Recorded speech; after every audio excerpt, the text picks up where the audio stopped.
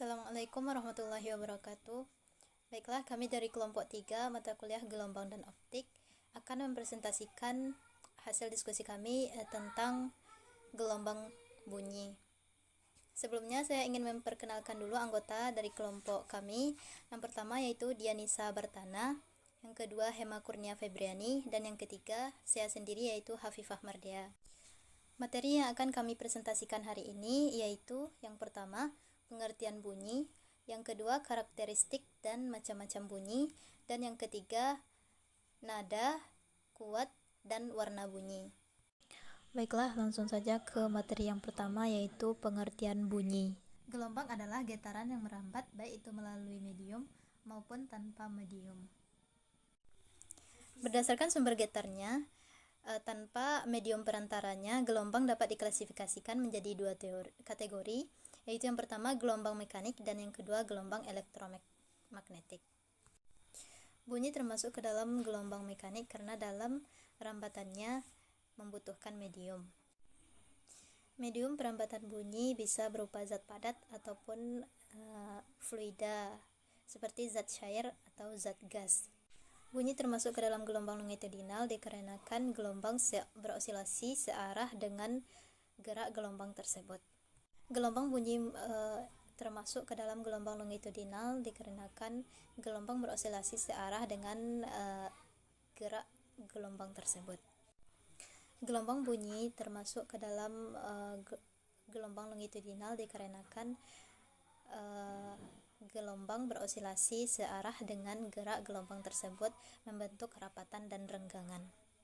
Syarat terjadinya bunyi adalah yang pertama ada sumber bunyi, benda yang bergetar, yang kedua ada medium atau zat perantara, dan yang ketiga ada penerima bunyi baik itu di dekat maupun dalam jangkauan sumber bunyi.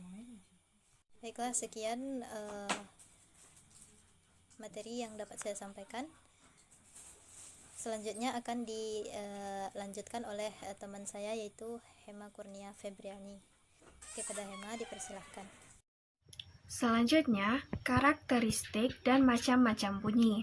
Karakteristik gelombang bunyi yang pertama, bunyi merupakan gelombang longitudinal. Kedua, merambat melalui medium padat, cair, dan gas. Dengan kata lain, tidak dapat merambat pada ruang hampa. Yang ketiga, bunyi dipengaruhi oleh kerapatan medium perambatannya. Bunyi akan lebih cepat merambat pada medium yang memiliki kerapatan tinggi, yaitu medium padat. Yang keempat, dapat memantul kalau gelombangnya mengenai suatu benda. Contohnya, di dalam goa, suara akan dipantulkan oleh dinding goa dan akan terdengar lebih keras. Yang kelima, gelombang bunyi yang merambat dari suatu medium ke medium lain yang memiliki indeks bias berbeda, maka gelombang akan dibiaskan. Selanjutnya, macam-macam bunyi berdasarkan frekuensinya. Yang pertama, audiosonik. Audiosonik merupakan jenis bunyi yang memiliki frekuensi di kisaran 20 hingga 20.000 Hz. Nah, bunyi inilah yang bisa didengar oleh manusia karena frekuensinya berada dalam batas pendengaran manusia secara normal. Yang kedua, infrasonik. Infrasonik merupakan jenis bunyi yang memiliki frekuensi kurang dari 20 Hz. Normalnya, manusia tidak bisa mendengar bunyi ini. Yang bisa mendengar bunyi ini adalah hewan seperti anjing, jangkrik, gajah, hiu, dan laba-laba. Selain itu, bunyi infrasonik juga dimanfaatkan oleh seismometer untuk mendeteksi gempa bumi, mendeteksi aktivitas vulkanik gunung berapi. Selanjutnya, ultrasonik. Ultrasonik merupakan jenis bunyi yang memiliki frekuensi besar dari 20.000 Hz. Berhubung bunyi ini sangat tinggi, jadi kita tidak bisa mendengarnya.